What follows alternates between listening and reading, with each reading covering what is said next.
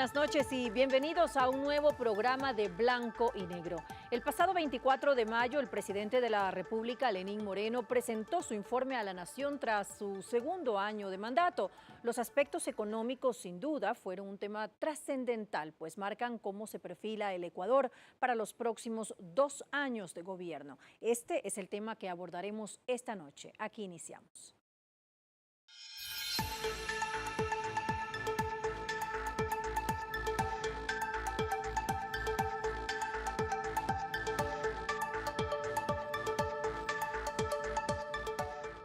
Y a continuación presentamos un resumen del discurso del primer mandatario que se llevó a cabo en la Asamblea Nacional.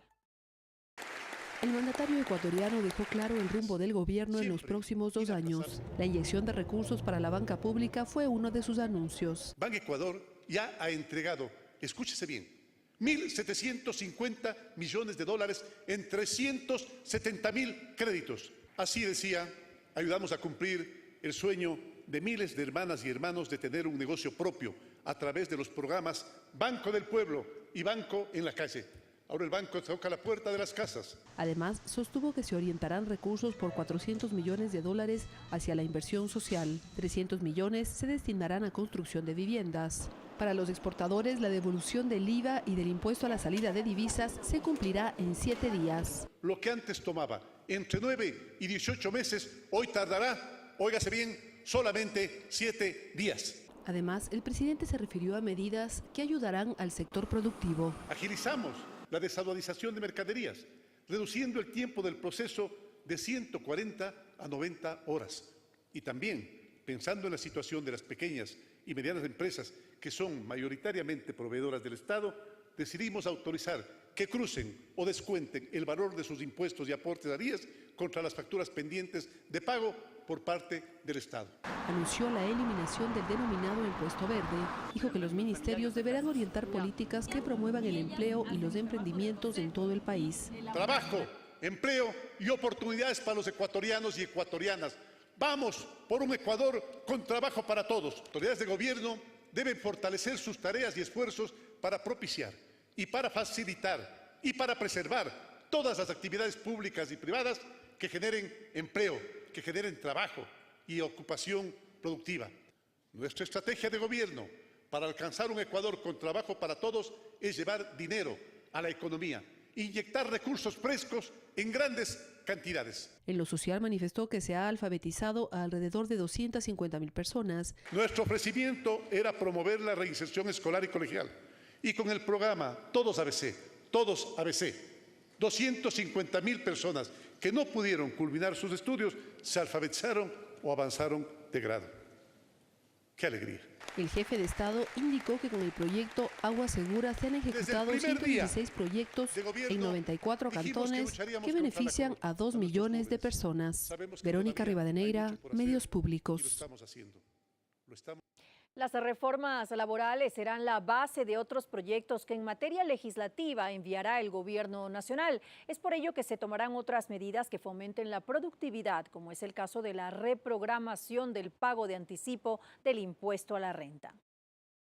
La reactivación económica y la generación de empleo siguen siendo prioridades para el gobierno. Es por ello que las reformas laborales es el proyecto que marcará la pauta para cualquier normativa posterior en materia productiva y tributaria. Y nos ha pedido que aceleremos el trabajo allí para, en lo posible, enviarlo en las próximas, no sé, tal vez 4 o 5 semanas. Todo el tema que estaba relacionado con la Ley de Fomento Productivo 2 hoy tiene que ser analizado en conjunto con el tema laboral y naturalmente también con el tema tributario. No obstante, se adoptarán otras acciones que no necesitan ir por la Asamblea para la consolidación fiscal y el incremento de la liquidez. Por ejemplo, la nueva forma de cancelación del anticipo del impuesto a la renta, el cual ya no será en 2 pagos. Lo que yo tenía que pagar como empresario pequeño, mediano, grande, en julio y en septiembre, totalizo ese valor y lo divido ahora en 5 cuotas. Se agilitará también el tiempo de devolución del IVA y el ISD a los exportadores,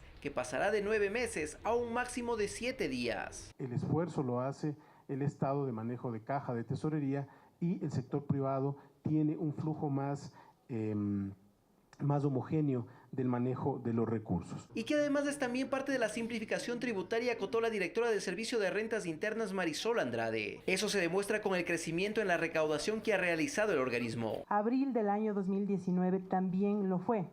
Abril del año 2019 con 2.058 millones de recaudación refleja un crecimiento del 15% respecto al mes de abril del año 2018. Este y otros valores macroeconómicos han generado mayor confianza internacional.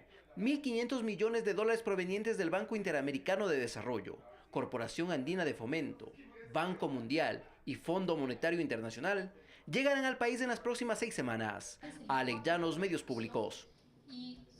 Y para conversar sobre este tema saludamos y presentamos a nuestros invitados de esta noche. Ellos son el economista Mauricio Pozo, exministro de Finanzas. Y también nos acompaña el economista Patricio Almeida, él es catedrático de la Universidad Central de la Facultad de Ciencias Económicas. Hacemos una breve pausa y enseguida continuamos junto a ustedes. No se vayan, esto es Blanco y Negro.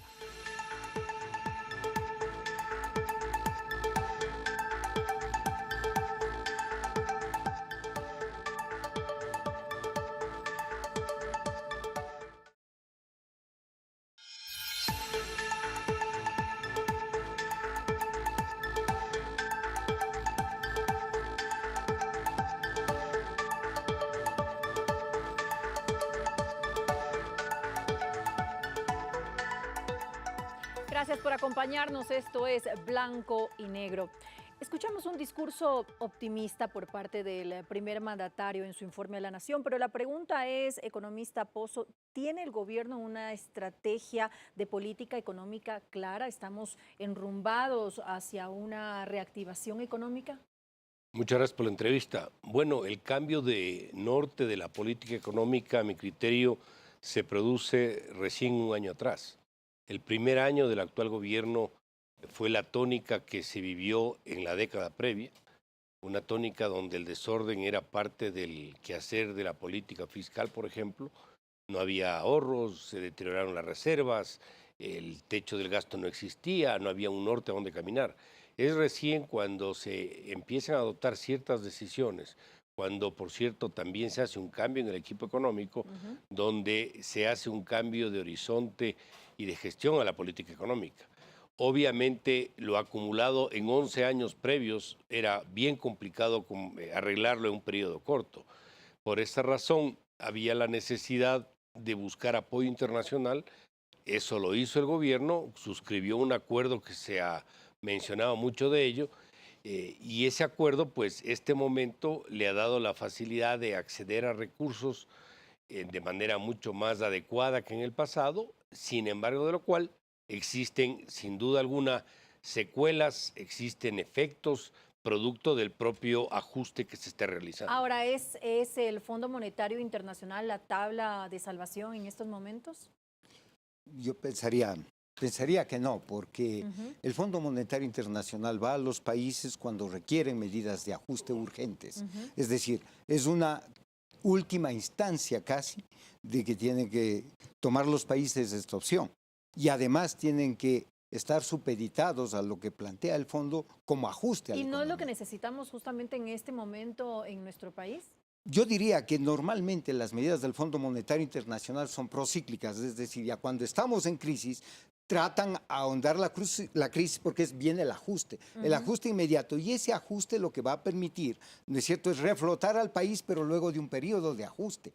Es decir, como en cualquier hogar de los ecuatorianos que se endeudó, tiene que hacer el ajuste, ahorrar para poder pagar las deudas y además tiene que rezagar sus gastos inmediatos, a veces incluso de educación, de salud, etcétera, los va postergando, y eso es lo que está pasando en el país. Cierto que hubo mucho tiempo, ¿no?, que se esperó demasiado. Yo diría que incluso el presidente actual, el presidente Moreno, se demoró en tomar las medidas, porque esto de la mesa servida parece que en principio lo creyeron que era así, cuando el problema ya estaba pendiente de resolverse desde mucho antes. Ahora, ese tiempo de ajuste del que está hablando el economista Almeida, ¿cuánto tiempo puede durar? Porque obviamente va a afectar a los bolsillos de todos los ecuatorianos. Bueno, el Ecuador tenía que ordenar las cuentas, con fondo o sin fondo. El Ecuador tenía que buscar estabilizar la parte fiscal, fortalecer el sector externo, traer liquidez al sector monetario, fortalecer las reservas, bajar el riesgo, replantear la deuda. Todo esto tenía que hacer el Ecuador. La gran diferencia es que los de recursos para poder ordenar las cuentas fiscales y la necesidad de dar una mejor señal internacional abocaba a que exista un tercero, en este caso los multilaterales y el fondo encabezando, que le diga al inversionista de aquí afuera que el programa ya es técnicamente sostenible, es creíble y va en esa línea. Ahora, el programa, lamentablemente, es muy poco auspicioso en crecimiento económico. Para el año 2019 habla de un 0,5 negativo, 0,2 positivo el siguiente año, 1,2, 2,7. Eso significa un periodo de 3, 4 años de estancamiento económico. Eso significa que las posibilidades de, por ejemplo, generar empleo, que es el gran problema de los ecuatorianos, no se va a dar. En cuyo caso, la situación política del régimen, inclusive con la pérdida de apoyo y de popularidad, se puede volver un tema de una dimensión de gravedad mayor. Por esa razón, yo al menos lo he insistido, estamos en la Universidad SEC, donde yo manejo un business school, informando que esto es una condición necesaria, el apoyo internacional, pero no es suficiente. El gobierno tiene que hacer otras cosas y esas otras cosas hacen relación al rol del sector privado para poder demandar inversión y que éste contrate gente. No es del sector público, es del sector privado el que ayuda a que baje el desempleo y el subempleo y que es la única manera de reducir la pobreza, no es vía subsidios ni vía gasto público. Entonces, de esa manera se puede completar la figura y por eso hay que tomar otras decisiones complementarias a lo que está puesto en la carta de intención y en el acuerdo con los multilaterales. Ahora, el gobierno ha asegurado que se va a priorizar el empleo en estos próximos 2 años como política pública. Por eso justamente se está analizando el proyecto de reforma laboral que se espera que ya esté listo, concluido en aproximadamente 3 semanas a 1 mes, según lo que ha dicho el ministro. Si no hay una reactivación económica, ¿va a servir esta reforma laboral de la que está en este momento ocupado el gobierno? Yo diría que hay 2 puntos de análisis aquí. El uno es el empleo público, y el empleo público venía siendo fuerte en la última década, pero eso se agotó, es decir, ya no hay posibilidades de que el Estado se convierta en el gran empleador de la nueva mano de obra, profesional, incluso no profesional, a través de los programas de inversión pública. Ahora, quien debe tomar la posta es el sector privado, pero la pregunta es, ¿el sector privado está preparado para absorber primero una mano de obra que sería despedida desde el sector público y luego una mano de obra? ¿Qué es lo que está ocurriendo en este momento? Pero que era necesario por parte del gobierno justamente achicar el tamaño del Estado y lamentablemente el despido de esas 11,000 personas que estaban justamente trabajando con el Estado y que las empresas privadas no han podido acoger. Claro, no han podido acoger porque hay un problema también en el sector privado. Yo no sé, si no tienen un nivel de demanda activo, no sé cómo van a crecer y aumentar su producción, es decir, a reactivarse en la línea de producción, si no van a tener el nivel de demanda. Por eso es que considero que la empresa privada tiene que jugar un rol fundamental también en el cambio, ¿no es cierto?, de las tecnologías, de la producción, en una activación productiva, es decir, en ganar competitividad, porque tenemos que entrar a competir por lo menos con nuestros países vecinos si queremos ganar mercados. Porque ¿qué está pasando ahora? Que los ecuatorianos están saliendo a comprar afuera. Debería invertirse ese proceso y eso significa que haya un compromiso muy fuerte de la empresa privada nacional para hacer esta reactivación productiva, porque el Estado está dándoles las posibilidades de hacer nueva inversión, de crecer, pero son muy limitadas todavía porque el Estado tiene un problema grave de financiamiento. Es decir, está haciendo un esfuerzo el Estado, por ejemplo, al no pedir el anticipo de impuesto a la renta, al devolver el impuesto a la salida de capitales, etcétera, y eso implica que el sector privado tiene que responder. Es decir, tomar la posta de lo que el sector público estaba haciendo, ahora le toca al privado, porque al privado le fue muy bien, y hay que decirlo también la última década, porque el sector privado era el que construía la obra pública, que financiaba el gobierno.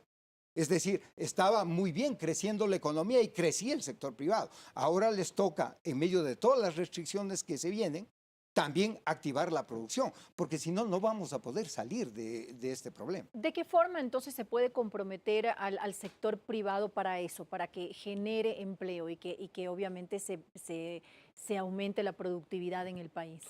Aquí hay que distinguir dos temas. Si uno ve el acuerdo en contexto, uno tiene que ver con el equilibrio de los desbalances financieros, llamemos así. El tema de déficit fiscal, el tema del equilibrio externo, etcétera. Y hay la otra parte, cómo darle sostenibilidad a eso, es decir, cómo darle permanencia en el tiempo y un impacto favorable. Una de esas reformas es el tema laboral. Pero el tema laboral que buscaría mejorar los índices de ocupación debe partir del criterio de que hay dos razones por las cuales una economía tiene desempleo o subempleo. Hay dos razones. La una, porque la estructura del costo de remuneraciones es elevado, no porque sean bajos o altos los salarios, sino que la estructura no es adecuada, que es lo que se pretende hacer con el proyecto de ley laboral en este caso, facilitar la contratación. Y el segundo es que exista demanda para que las empresas puedan producir y vender lo que quieren hacer. Este momento tenemos los dos problemas. No hay demanda suficiente, por un lado, y por otro lado tenemos una legislación caduca y obsoleta que no permite la contratación. Ahora, esa rigidez laboral es justamente la que se está analizando en No este quisiera momento. llamarle flexibilidad porque esto políticamente puede sonar mal, pero probablemente lo más adecuado sería hablar de una ley moderna que se adapte De modernizar la ley laboral. se adapte a las circunstancias. La gente joven ahora no quiere ser empleado, quiere emprender en sus propios proyectos, quiere trabajar 2 horas y el resto dedicarse a sus propios emprendimientos, pero ahora la ley no lo permite. La madre soltera que no puede encargar a su hijo 2 horas a alguna persona que le cuide porque no tiene la plata y trabajar estas 2 horas no lo puede hacer porque la ley no lo permite. Los ciclos de producción en la agricultura son distintos, no es lo mismo en el cultivo que la cosecha, no es lo mismo el número de personas que se requieren en una etapa de la producción que en otra, pero ahora no hay cómo, ¿por qué? Porque el sistema laboral no lo permite, es decir, hay que hacer algo que funcione a los tiempos actuales. Ahora, eso de ninguna manera quiere decir ni precarizar el trabajo, ni dejarle a los empleados sin los derechos adquiridos. Pero aquí tenemos que pensar, María del Carmen, si me permite, no solamente en la gente que tiene el trabajo, sino en la gente que no tiene empleo, en el desempleado y en el subempleado. Mientras más le demos nosotros al empleado, menos opción le damos al que busca trabajo. Entonces hay que ponerse en un punto de equilibrio para ambas partes. Y lo otro es que el empresario, para poder invertir, hay que darle certeza, seguridad, líneas claras para que se decida invertir, que es la única manera que demanda mano de obra. Porque usted puede inclusive bajar los salarios. Si no hay demanda, no ha sacado nada. No va a arreglar el problema del empleo. Entonces tiene que atacar los dos ámbitos de la gestión para poder alcanzar un objetivo llamado en este caso bajar la desocupación. Ahora, justamente para modernizar la ley laboral hay que tener cuidado con no encontrarse con la Constitución, porque recordemos que una Constitución, en el artículo 327, si no me equivoco, está prohibida la precarización del trabajo y además se prohíbe el trabajo por horas. ¿Tendríamos que entonces entrar en una reforma constitucional en este caso para considerar también el trabajo por horas? Yo diría que si es que ese es el objetivo, es decir, hasta el momento no se lo ha planteado, pero sí se lo ha puesto en la mesa como una posibilidad. Entonces, por eso le hago esta consulta. Quizás para evitar, digamos, todo este trámite de cambio constitucional, lo que se podría hacer, ¿no es cierto?, es establecer jornadas laborales a medio tiempo, por ejemplo, que sí se puede hacer, y usted paga lo que debe hacerlo a medio tiempo. Pero el problema es cuando usted hace una contratación por horas o, si se quiere, las 40 horas pueden ser divididas en varios días a la semana. Que eso es lo que ya está planteado. Claro, pero ya está en la Asamblea Nacional. Pero eso significa que también usted lo puede poner las 40 horas en un fin de semana. Y eso es lo que crea el problema de que se está atentando los derechos de los trabajadores. Eso es lo que debería quedar entonces claro. Eso tiene que quedar muy claro. O sea, no es lo mismo que trabajen, ¿no es cierto?, los días ordinarios como los conocemos, a que trabaje un fin de semana. En todos los países del mundo siempre ha habido una carga adicional cuando es un trabajo en el tiempo que es de recuperación o de vacaciones del trabajador. Pero también hay otros contratos que se pueden hacer para ese trabajo de fin de semana. Pero ahí tienen que estar las reglas de juego también muy claras, tanto para el trabajador como para el empresario, porque hay empresarios que requieren el trabajo adicional, digamos, en esos fines de semana. Eso por un lado. Y por otra parte, yo sí creo que hay que tener cuidado con los trabajadores y en establecer la estabilidad, porque la estabilidad del trabajo es lo que le genera la especialización, por otro lado. Porque si uno le contrata a un trabajador parcialmente, no lo va a especializar, y menos todavía si le contrata por 3 meses y lo despide. Es decir, hay mucho, incluso en el sector público, hay mucha movilidad de trabajadores. Se entrenan, empiezan a ser muy buenos profesionales, a manejar los procesos de un determinado trabajo y son cambiados o son despedidos. Entonces, yo creo que ahí los empresarios también tienen que pensar que un trabajador que se garantiza la calidad, la productividad, debe tener estabilidad. Es decir, es de los dos lados. Porque también puede ser que el empresario busque, ¿no es cierto?, ganar tiempo, ganar dinero sobre un salario que está reduciéndose en términos relativos. Entonces yo creo que la estabilidad va del otro lado. Lo que sí estamos de acuerdo es que la ley, y creo que todos los economistas estamos de acuerdo, que la ley debe proteger al trabajador, que es más eficiente, más productivo y más competitivo. Ahora, ¿será posible llegar a un acuerdo? Porque tenemos dos posiciones que obviamente todos quieren más. El trabajador quiere más y las empresas también quieren más. ¿Se podrá llegar a un acuerdo? Bueno, María del Carmen, si entre ecuatorianos no podemos ponernos Pensando de acuerdo en en un el tema, país. me parece una barbaridad. O sea, aquí hay que poner de alguna manera sobre la mesa los temas y acordar sobre cierto tipo de principios. El que una persona se pase el semáforo en rojo no da pie para que quiten los semáforos. Hay que sancionar el que se cruzó el semáforo. Si ha habido excesos de empleadores en el tratamiento de empleados, pues que la ley actúe. Pero no podemos mantener un Porque sistema... sí ha habido excesos también. Claro que ha habido, pero no podemos irnos al otro lado. Entonces hay que ponerse un punto medio que sea equilibrado para ambas partes. Aquí obviamente hay que partir de ciertos principios que son claros. Yo he sido empresario, yo sigo siendo empresario también. A ningún empresario le conviene un trabajador desmotivado. A ningún empresario le conviene inestabilidad laboral. Es costoso la rotación del trabajo. Es muy caro que esté rotando la gente. A un empresario responsable le conviene que su gente tenga estabilidad porque inclusive su productividad va a ser mejor. Va a rendir mucho mejor en el trabajo. Eso es algo que le conviene a cualquier empresario. Entonces, no es correcto, al menos como yo veo, el que la ley abra un espacio para que los empresarios empiecen a votar gente, porque yo creo que ese no es el objetivo.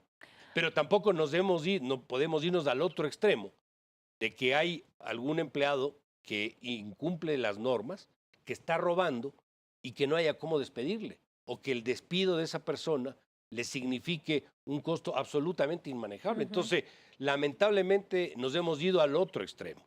Entonces, a lo que voy es que sí se requiere una norma, un marco legal mucho más equilibrado, yo diría bastante desideologizado, que nos salgamos un poco de los extremos. Yo veo algunos dirigentes sindicales que están con el mismo discurso de cuando yo era adolescente, María del Carmen. No puede ser.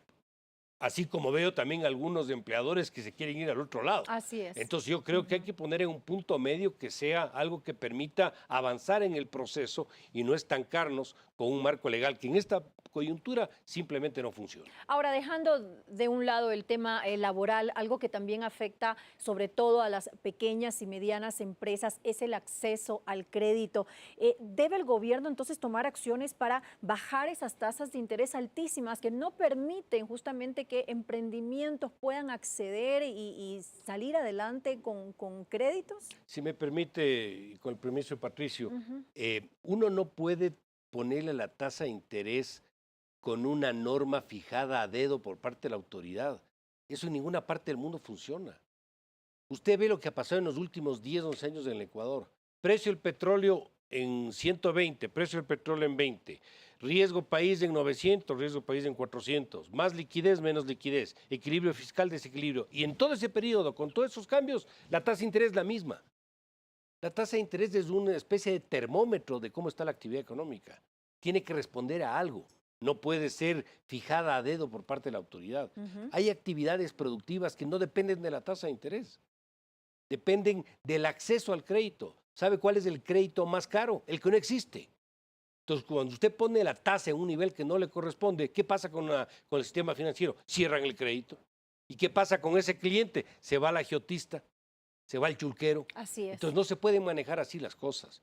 Tienen que responder a un criterio mucho más técnico, mucho más adecuado a las circunstancias. Mi posición en ese sentido es que las tasas de interés respondan a las condiciones del mercado, pero para que no existan excesos, se pueden establecer unas bandas de fluctuación como existió en el pasado y que en otros países se lo aplica para evitar cierto tipo de procesos eventualmente colusorios, aunque creo que eso no ocurre, eventualmente colusorios y que la tasa se sitúe en los niveles adecuados. Esa es la forma como se debe técnicamente manejar un proceso de este. Pero se debería también o se podría también abrir la competencia banca privada, digamos banca privada de otros países y que compitan justamente con los créditos para, dependiendo del crédito, la gente irá y escogerá el banco que quiera, no que todos tengan la misma tasa. Bueno, hace rato los economistas discutíamos el acceso que debe tener los bancos internacionales al mercado nacional. Incluso hay bancos europeos que ahora mismo fijan algunos fondos que son, digamos, canalizados por bancos nacionales y a tasas muy bajas. Claro, el punto está que normalmente, solamente para complementar la idea que lanzaba Mauricio, la tasa de interés, ¿no es cierto?, siempre es más barata para el crédito corporativo, para la gran empresa. Se encarece para el pequeño y para el microempresario. Que son los afectados. Claro, esos son los más afectados. Entonces, ahí tenemos un doble problema también. ¿Cómo vamos a incentivar la producción de la microempresa que puede generar mayor empleo, ¿no es cierto?, y generar desarrollo en localidades que son muy pequeñas, cantones muy alejados, incluso parroquias rurales, cuando este crédito es tan costoso? Entonces, por eso es que yo creo que ahí entra la banca pública, y el presidente lo señalaba. Ban Ecuador hace un esfuerzo por entrar allá, pero no entra a todos los cantones y en todos los niveles, porque hay cooperativas de ahorro y crédito que también cumplen esa función, y las tasas son superiores al 20%. Siguen siendo prohibitivas para un agricultor. Entonces, ¿cómo mejoramos la vida? Entonces, ese es un tema también difícil, pero hay fondos internacionales, incluso de ONGs, que pueden canalizarse a través del sistema financiero nacional a tasas de interés mucho más, digamos, accesibles a estos sectores. No digamos que bajen la tasa de interés al nivel de un crédito corporativo, porque el costo de manejo de una cuenta, de administrar una cuenta, es mucho más alto. Pero sí es necesario, y en eso estoy totalmente de acuerdo con su inquietud, María del Carmen, que venga la banca internacional y a competir con la banca nacional. Pero entonces, ¿qué está pasando? ¿Por qué no ha logrado llegar? Es la pregunta que nos hacemos también. Porque hay restricciones en el sistema financiero y hay bancos que están controlando el mercado nacional. Hay monopolio. Yo no diría monopolio, más una especie de oligopolio, porque es una alianza estratégica. Entonces, habría que abrir las posibilidades, porque yo sí creo que un banco como Santander quiere venir acá y entrar con toda la fuerza. Yo no sé cuál sea la restricción que ellos tienen, porque no han venido hasta ahora. Su opinión, economista. Bueno, la banca internacional ojalá estuviera en el Ecuador. Ojalá estaría aquí un Santander, un BBVA, algún banco grande, que va a ayudar a que los costos de transacción sean menores y a presionar para que cierto tipo de valores sean más accesibles. Pero la pregunta es, ¿por qué no han estado aquí? Restricciones legales no existen, María del Carmen. El problema es que el entorno no ha sido el adecuado. ¿Usted cree que va a venir un banco internacional donde tiene un banco central que fija las tasas de interés a dedo? Ese es el problema. Al contrario de lo que se cree, el negocio, por ejemplo, la actividad de microcrédito es una actividad donde el oficial de la cuenta o el asesor va a buscar el cliente a 200 metros en la montaña, a una tienda que vende 3 productos y le ofrece un crédito que puede ser al 20%, pero que el agiotista le cobre el 20%, pero mensual, pues. Esa es la lucha que hay que hacer. El caso del crédito de consumo, el caso del crédito corporativo es un crédito donde el cliente va a la banca a pedir el crédito. Entonces, es imposible que los costos sean iguales. Y es cuestión de ver los vecinos. ¿Cuál es la tasa de microcrédito en un país como Bolivia? O en el Perú o en Colombia. ¿Sabe cuál es la tasa? ¿Cuál es 40%, 50%. ¿Por qué? Porque es carísimo. Hay que ir donde la persona a buscar. Pero el problema es que es 50% contra 1000%, pues. Entonces hay que ponerle en una balanza el tema. Entonces, por eso hay que insistir en que las tasas reflejen las condiciones reales de la economía y para partir de la pregunta, efectivamente, ojalá pueda venir aquí banca internacional y que pueda abaratar ciertos costos, manejarse sobre un sistema mucho más flexible, mucho más moderno y de esta manera beneficiar finalmente al ciudadano, que es lo que se busca. Aquí tenemos que entender que es, uno, el tema de la fijación de las tasas, que a mi criterio es una restricción para la banca internacional, pero todo el resto, pues, 20 reformas tributarias en los últimos 10 años, ¿qué banca extranjera va a venir al Ecuador? Pues? De eso justamente quería hablar, ese era el siguiente punto que quería tocar con ustedes, y era el tema de la reforma tributaria, que ya se ha anunciado que van a haber algunos cambios. Por ejemplo, no se ha definido aún si se va a aumentar o no el IVA, cuando ya el año pasado este mismo gobierno descartó que se aumentara el IVA justamente cuando se estaba hablando del proyecto económico. Sin embargo, ahora es una posibilidad. ¿Será que en esta ocasión sí se da ese aumento del IVA justamente por la presión, por el acuerdo con el FMI? Yo diría que no solo por el acuerdo con el FMI. Si uno lo ve, mira, si uno pregunta a los ecuatorianos, ¿queremos mantener la dolarización o esta economía dolarizada? Eso significa también que tenemos que hacer algunos ajustes. Por ejemplo, uno diría el IVA a los productos importados. Sería importante establecerlo y recalcularle, reajustarlo, subirlo, para evitar que el gran consumo siga siendo de bienes de consumo final. Es decir, importados. un IVA diferenciado en todo caso. De alguna manera es diferenciado ahora, porque el IVA, por ejemplo, no pagan alimentos y Así algunos, digamos, pero productos básicos. Sí, claro, tienes un 0% de IVA, es decir, no marcas, no registras no IVA, paga IVA. no pagas IVA, pero tienes el 12% que es fijo, digamos. Entonces, en este caso, la idea sería que se pagara un poco más por productos importados, que se conservara tal vez el 12%, pero conservar el 12% en algunos otros productos. Yo no sé si conservar el 12%. A mí no me incomodaba, la verdad, el 14% que ya estaba, digamos, en la emergencia. Y además ya estaba consensuado en la gente. La gente ya no le preocupaba, sin embargo, tomaron la decisión de bajarlo a 12, porque era una oferta de campaña, además. Entonces, yo decía el 14, ¿cuál es el nivel? Bueno, Colombia tiene casi el 20, el Perú tiene por ahí el 19. Entonces uno dice, ¿vamos a igualarnos a ellos o no? Y en una economía dolarizada, yo creo que sí es necesario, al menos para estos productos importados o que se consideran subtarios, mire, ya mismo tenemos que bajar los aranceles a los vehículos importados europeos. Entonces, ahí habría que analizar la opción de mantenerlos cierto nivel de precio un poco más alto para esos vehículos que son de alta gama, por ejemplo, que no son vehículos de trabajo. Es decir, esta economía tiene un problema y creo que los ecuatorianos tenemos que entrar. No nos va a gustar unas medidas porque nos va a afectar a las personas, va a afectar a algunas empresas, pero yo creo que dada la coyuntura económica actual, lo que yo creo es que todos los ecuatorianos tenemos que de alguna manera arrimar el hombro para salir de esta dificultad, porque la dificultad ya la tenemos. Vea, buscar culpables hacia atrás, yo no sé qué tan relevante sea, pero irnos hacia adelante, es decir, de aquí en adelante, ¿qué es lo que planteamos para mantener la dolarización, para volver a que esta economía vuelva a la senda de crecimiento, para que vuelva una redistribución de riqueza razonable que permita a todos los ecuatorianos mejorar su situación de vida? Entonces, claro, ¿con qué se va a financiar? Yo me pregunto, ¿cómo se financia el presupuesto? Mire, los ingresos más fuertes del presupuesto sigue siendo el IVA y el impuesto a la renta. Entonces no nos queda opciones. Y el uno es un impuesto. Mucha gente dice que el IVA es un impuesto recesivo, porque es un impuesto, ¿no es cierto?, que va al consumidor y que todos pagamos IVA. Pero yo digo, siempre pague el que más consume. Y el impuesto a la renta, en cambio, es un impuesto más directo que afecta más al que más tiene.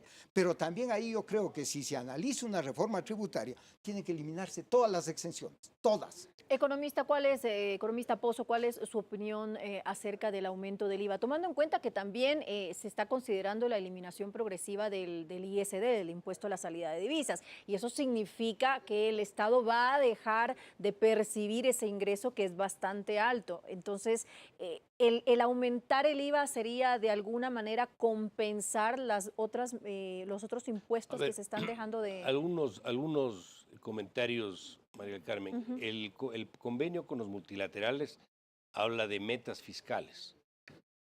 No dice aumenten el IVA, ni bajen el IVA. Esa es decisión del gobierno. Sí habla de un tema de los impuestos indirectos de manera cualitativa, digamos, pero es decisión del gobierno finalmente lo que hace. Pero cualquier decisión que adopte el gobierno tiene que ser vista en contexto.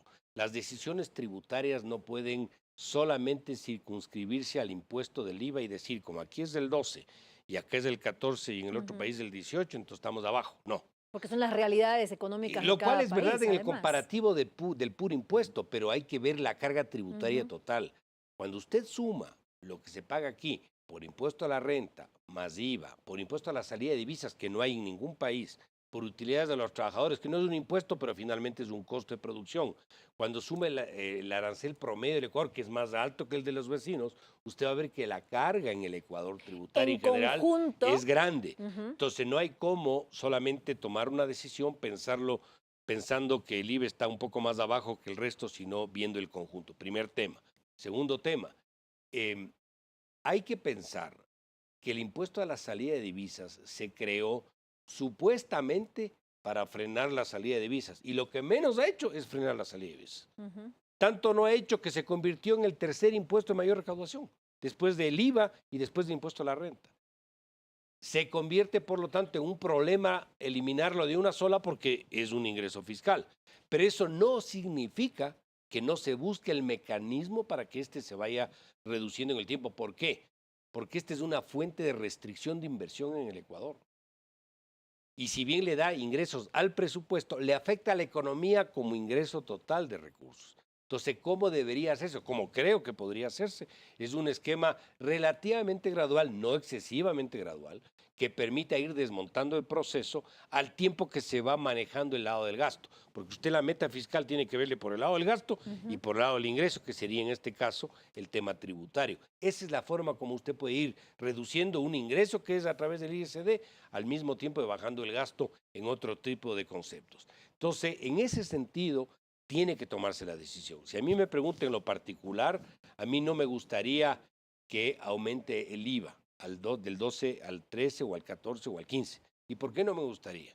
No por afición y ni por algún tipo de certeza adicional que yo vaya a tener, sino porque este momento es un momento donde el país está afrontado por una situación de falta de liquidez, tanto así que los bancos han restringido el crédito, hay menos acceso al mismo, y si no, preguntemos a los constructores lo que está pasando.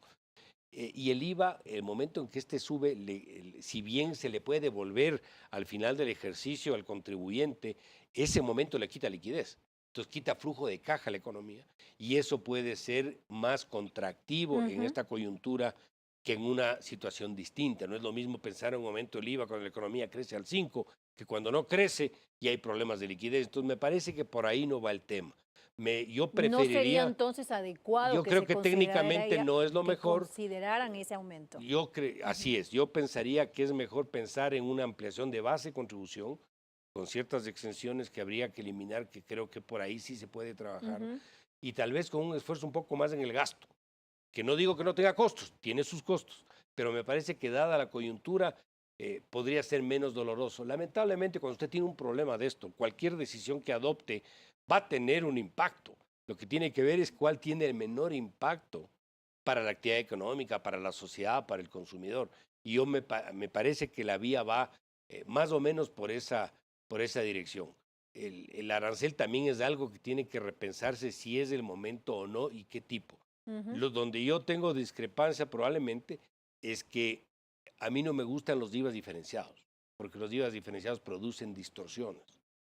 Hay el famoso ejemplo de la persona que pagaba un IVA muy alto en importación y trajo primero un embarque de zapatos izquierdos y después trajo un embarque de zapatos derechos y pagó un arancel más bajo porque eran partes y piezas. Entonces, es un ejemplo tal vez muy peregrino, pero lo que estoy tratando de decir es que cuando yo empiezo a aplicar IVAs diferenciados, genero este tipo de distorsiones. Y yo prefiero los sistemas mucho más planos y simples. Pero para que eso funcione, hay que tratar de eliminar ciertas restricciones como exenciones excesivas que a veces se producen. Siguiendo con el tema tributario, el impuesto verde, que ya fue anunciado que va a ser eliminado. ¿Qué pasa, por ejemplo, con las personas que en este momento están adeudando esos valores, que encima tienen recargos y estamos hablando que en muchos casos son, digamos, que un auto vale $7.000, están debiendo 4.000, alguna cosa por el estilo, justamente en el impuesto verde? ¿Qué va a pasar con eso? ¿Debería la Asamblea Nacional considerar una remisión sobre estos valores? Bueno, mi posición personal es que las remisiones no ayudan a quien debe solamente, sino por ahí se abren los espacios para que los vivos de siempre también hagan sus negocios, digamos. Por eso yo preferiría que más bien se dé el incentivo del otro lado, es decir, se incentive, por ejemplo, que los nuevos vehículos que menos contaminantes vengan con alguna excepción, digamos. Yo creo que los ecológicos venían exonerados de algunos impuestos, se mantenga eso porque ya esa exoneración se estaba perdiendo. Y de otro lado también en las ciudades tengan incentivos quienes empiecen a utilizar vehículos de carga que sean menos contaminantes, sean eléctricos, híbridos, etc. Entonces, ¿usted no está de acuerdo en que se elimine el impuesto verde? No, no, al revés. Digo, se elimine. Que se elimine, pero que además se incentive en vehículos que no contaminen el medio ambiente. Porque yo creo que eliminar el impuesto verde y dejar las cosas como están, vamos a tener ciudades mucho más contaminadas que lo que tenemos ahora. Y además vehículos con más años de servicio rodando en las ciudades que causan contaminación. Y eso ya tiene efectos en la salud, por ejemplo, en Quito, de los quiteños, en fin. Entonces, yo creo que ahí más bien el incentivo debe ser del otro lado, no solo sancionatorio, sino un incentivo más bien que le permita a la gente empezar a reflexionar cómo mejorar la calidad del aire en nuestras ciudades. Y por eso es que, porque el impuesto verde iba contra la contaminación, ese era el objetivo primero. Ese fue su objetivo principal, pero realmente no se cumplió. Es decir, esos aproximadamente $900 millones desde que se creó el tema del impuesto verde, que fue en el 2012, no se sabe a dónde fue a parar esos $900 millones hasta el momento. Supuestamente iban a carreteras, hospitales y campañas para mejorar las prácticas ambientales, pero eso no está claro aún. Claro, eso es lo que no está claro. Por eso le decía, más bien el incentivo lo vería desde el otro lado, que es más directo. Si usted adquiere un vehículo, deshace, ¿no es cierto?, vende o entrega o devuelve un vehículo contaminante y hace un esfuerzo por acceder a un nuevo vehículo que contamine menos, usted tenga un premio que puede ser del municipio con toda la política del digamos, contaminación de cada una de las ciudades. Economista Pozo, su opinión sobre la eliminación de este impuesto. A mí me parece que hay que aprovechar un poco la experiencia internacional en estos temas, porque efectivamente es un impuesto que se creó para supuestamente ayudar a que haya menos contaminación. Esa era Igual su que el impuesto a la salida de divisas que terminó sin generar el objetivo que se buscaba. Entonces, me parece que el tema de la aplicación del impuesto no es el adecuado. Yo creo que está bien que hayan retirado y que se lo piense eliminar. El tema de remisiones. Pero solo para completar la idea, pero ¿qué contamina más? ¿Un vehículo nuevo o un vehículo de 20 años de uso? Un vehículo de 20 años de uso por la tecnología. ¿Y quién tiene el carro de 20 años de uso? El que tiene menos capacidad económica. Entonces es un impuesto que finalmente le empieza a castigar al que menos plata tiene y le beneficia al otro, lo cual tampoco está bien. Entonces yo creo que hay que regular y ver la experiencia internacional cómo realmente se puede implantar un impuesto que cuide el medio ambiente. En este caso, mi idea es que deberíamos caminar mucho más rápido a la dotación de vehículos eléctricos. Hacia allá tenemos que caminar, pero probablemente demande un plazo más largo. Usted me había hecho referencia también al tema de la remisión. Así es. La remisión son medidas desesperadas en la práctica. Yo no soy partidario, en primer lugar, que eso se lo haga de manera secuencial o consuetudinaria. Lamentablemente, por razones de falta de plata y de iliquidez, han tenido que adoptar decisiones medio repetitivas en los últimos años. Eso no va en la línea adecuada, pero tampoco es técnicamente correcto decir que cobren a los que tienen que pagar y que eso reemplace ciertas decisiones de política económica del gobierno, porque cuando hay una disputa entre un contribuyente y el Estado a través del SRI, es porque o el Estado está diciendo este señor no está pagando lo que debe, o el contribuyente está diciendo el Estado me quiere cobrar algo que no es correcto. Entonces eso entra en una disputa y te puede terminar en el tribunal fiscal y finalmente el resultado no se conoce. No sabemos quién va a ganar esa disputa. Ganará a veces el Estado, ganará a veces el privado. Entonces decir que hay un perdón de obligaciones, el perdón es sobre los intereses y la mora, no sobre el capital. Para acogerse a la remisión hay que pagar el capital. Eso está siempre puesto sobre la mesa. Pero para no enredarnos en el tema, creo que es una decisión que se entiende por la falta de liquidez, pero no puede ser de ninguna manera ni permanente ni una práctica secuencial por parte de la autoridad, porque creo que hay que trabajar en otras vías antes que buscar mecanismos de recaudación por ese concepto. Tenemos que irnos a una pausa, pero antes quiero hacerles una última pregunta y es, ¿cuál es su opinión acerca de privatizar la administración de sectores estratégicos? Primero, ¿se puede hacer? Segundo, ¿qué tan rentable puede ser esto para el gobierno? Y tercero, ¿cómo se puede hacer? Creo que hay que partir del origen del problema. El origen es cuál es el rol del Estado. Hay que definir el rol del Estado. ¿El Estado está para dar educación, salud, seguridad, justicia? Sí. ¿El Estado está para tener importadoras, gasolineras, compañías de aviación, farmacéuticas? Probablemente no. Entonces el Estado tiene que definir la línea por donde participar. Y aquellos roles que no le competen al Estado, porque son, por ejemplo, actividades empresariales, que no es el incentivo del Estado. El Estado está para regular, para imponer las políticas, para poner las normas, para supervisar, no está para competir. Se vuelve en un actor y en un árbitro. Es como que el árbitro del partido de fútbol también patea el penal. No puede actuar en esa forma.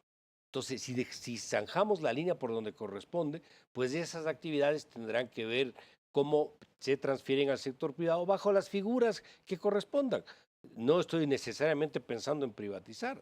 Las figuras legales que existen, las alianzas público-privadas, las concesiones, los esquemas que se pueden aplicar, inclusive para que el Estado no distraiga recursos entregando en actividades que ni le competen y le quita recursos para lo que realmente sí le compete. Entonces yo creo que por ahí tiene que hacerse el análisis para tomar una decisión. Economista Almeida, su opinión. Yo más bien pensaría que quizá tendríamos que entrar más allá de una alianza estratégica a una especie de economía mixta, donde permitir que hayan inversionistas, accionistas privados y que incluso la administración sea una administración que no la designe el Estado, sino un directorio independiente.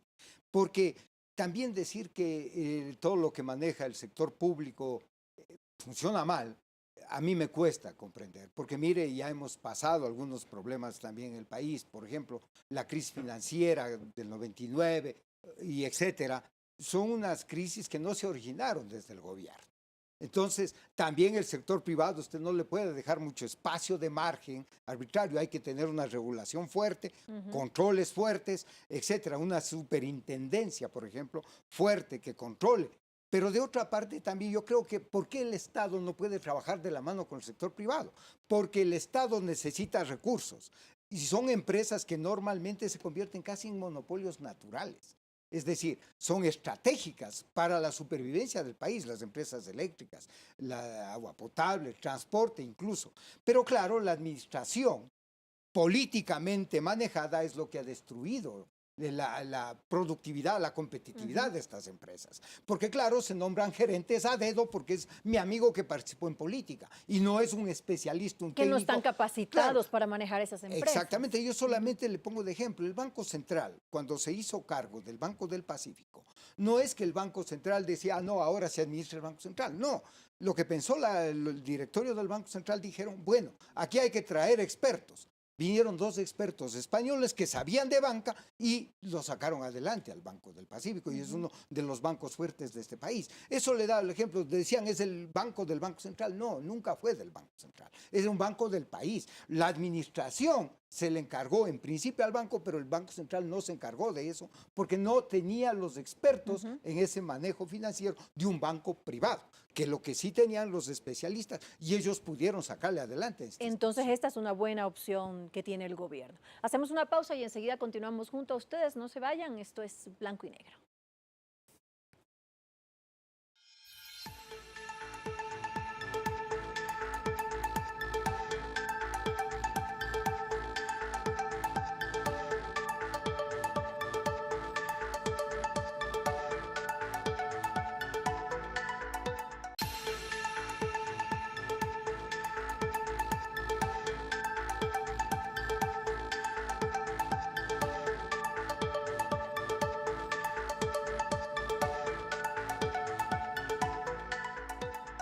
Esto es Blanco y Negro. Gracias por continuar junto a nosotros. Economista Pozo, sus conclusiones. El Ecuador está en un proceso de transición económica. Creo que se ha avanzado con el programa, con los multilaterales y otras decisiones del propio gobierno. Pero creo que lo de fondo es que haya la persistencia, la constancia, la convicción en completar el programa con otras acciones. Creo que se requieren algunas decisiones que sobre todo enfoquen el quehacer en el ámbito privado, en el sector productivo, que tienen que ver, por ejemplo, con mecanismos para que se repatrien capitales de manera voluntaria, pero sí de una manera que nos permita atraer liquidez, la identificación de sectores emblemáticos que nos puedan atraer recursos para poder financiar actividades productivas en el país, tomar acciones en ámbitos que se habla mucho pero que todavía no se hace nada, como es el caso de la seguridad social, que en el caso del acuerdo con el fondo se dice arreglen, pero no se dice nada más y el gobierno tiene que tomar acciones de esta manera, en el sentido, por lo tanto, de darle complementariedad, integralidad al programa económico. Si todo eso se hace, se puede acortar el periodo de estancamiento y va a haber mejores resultados en términos de actividad y de empleo. Caso contrario, va a ser un periodo muy largo de estancamiento, que obviamente políticamente es muy costoso, y decirle al ciudadano siga ajustándose y no llegue la opción de trabajo, me parece que va a ser un problema. Economista Almeida. Quizá lo que voy a decir suene a quimera, pero yo sí creo que en el Ecuador el presidente debe seguir tratando de integrar a los mejores ecuatorianos a trabajar para la salida de esta crisis. No importa si sea la derecha o la izquierda, digamos, más de mayor buena voluntad. Porque yo me temo que en el país hay todavía intereses particulares, tanto de grupos de poder y de grupos de dirigencia social, que están pensando en reivindicar intereses muy particulares, sino que más bien es hora de pensar en los intereses nacionales. Esta es una coyuntura compleja, en eso estamos de acuerdo. Y yo creo que en esta coyuntura tenemos que entrar a trabajar juntos para sacar el país adelante. Me gustó lo que decía Mauricio, hay que buscar la forma que repatrien capitales. Se habla de que los ecuatorianos en el exterior tienen varios miles de millones de dólares, hay gente que habla de 70.000 millones. Y eso que venga para que apuntale la producción del país. Eso también es un compromiso de aquellos que tienen los recursos. Y de otra parte también fijar en la seguridad social, pensar un poco en la gente que viene, la gente que tiene menos recursos. O sea, hay que buscar mecanismos, por ejemplo, para que acceda a educación, a salud, porque yo creo que la forma de salir de una situación de pobreza o de miseria, la única forma es con formación, con preparación, haciéndonos fuertes como profesionales, como trabajadores, y trabajando juntos, y arrimando el hombro y trabajando bien, siendo más productivos, más competitivos, más eficientes, porque si vamos a pugnas de poder y cada uno quiere hacer lo menos para obtenerlo más, no vamos a tener un Ecuador que salga rápidamente de la crisis y además que apuntale y todos caminemos juntos hacia un Ecuador mejor.